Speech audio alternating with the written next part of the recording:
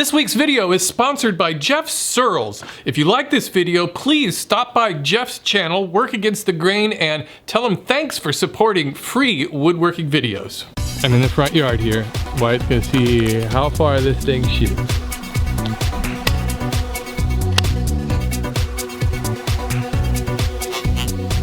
I'm lucky enough to have two of these crossbow shooters because this one was sent to me by Carmen Salomon, a good friend of Woodworking for Mere Mortals, and this is his design, and he helped me through the whole process and figuring out how to make it, and I've got free plans for you. Get started and make one.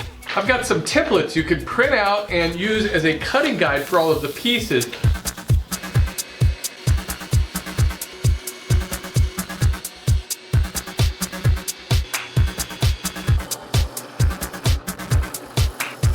This 3/8 inch diameter hole for the trigger is angled slightly towards the front of the handle. These are 1/4 inch holes I'm drilling into the cross piece. Now I need to drill a small hole in the trigger that'll line up with this top hole. And a little larger hole on the pivoting side of the trigger. I need to cut out this notch now for the trigger, and what I want to do is I want to look at the hole and I want to make sure that the notch actually comes about here so that I have this little bit of an indentation so that it makes sort of a channel for the dowel to ride in.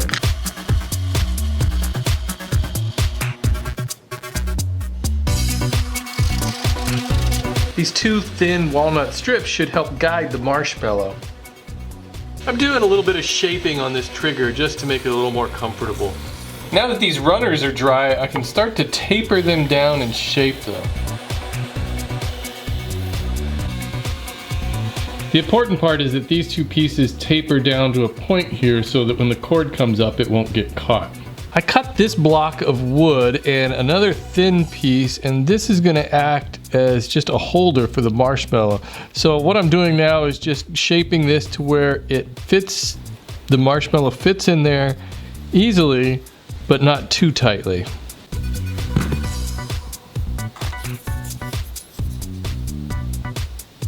I can glue this cross piece on now too.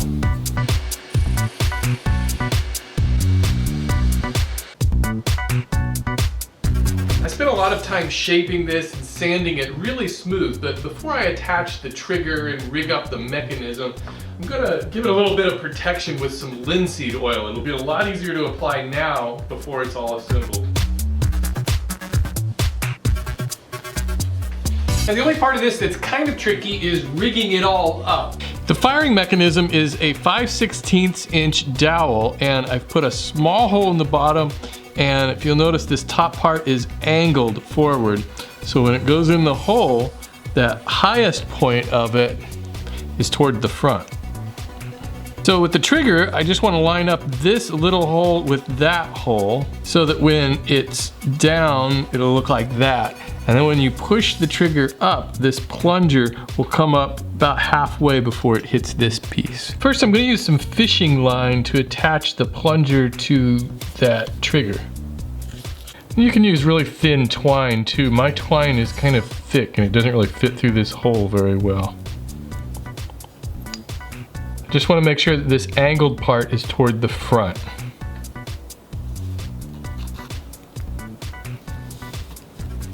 It's got a little bit of movement in it. Now I can send this dowel through that hole, and I'm going to use some twine to attach these two pieces.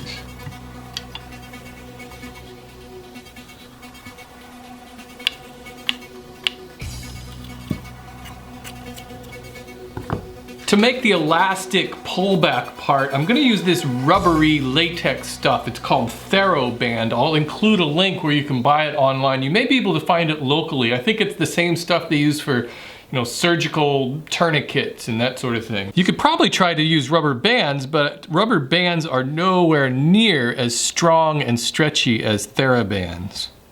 For this pullback part, you could just use just about anything. You just want something that's not stretchy. This is the outer sheath of a lamp cord. All right, I've got the whole crossbow in my vise, and I've put one of these TheraBands into one side. And it really feels like you need about 5 hands to do this, but with that first piece of rubber through there, take your cord and sandwich it in between these 2 pieces.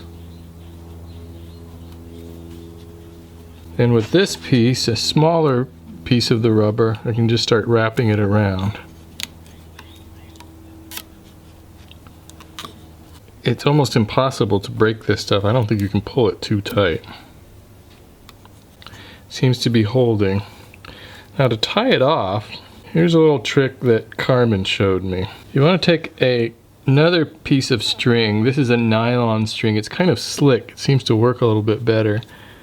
And then wrap this around one time around the loop.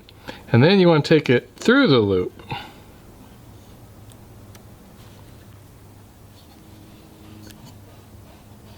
Okay, there, I've got it through the loop. Now I should be able to pull these 2 ends of the string through, and it'll pull the rubber through, making a knot.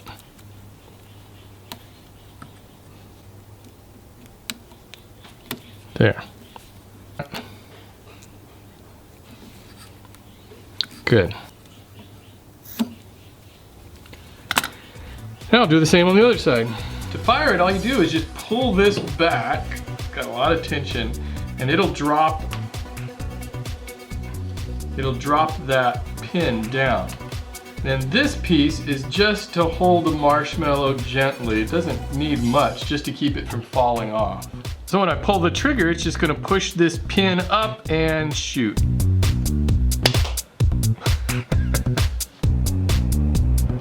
This is such a cool project. You'd be crazy if you didn't make one. I want to thank Carmen Salomon again for helping me out with this. This is the second project he's helped me out with. He was the one who came up with the wind spinner project. Check that one out too. Don't forget, new woodworking videos every Friday. Go visit me at my website, woodworkingformeremortals.com, and on Facebook and Twitter too.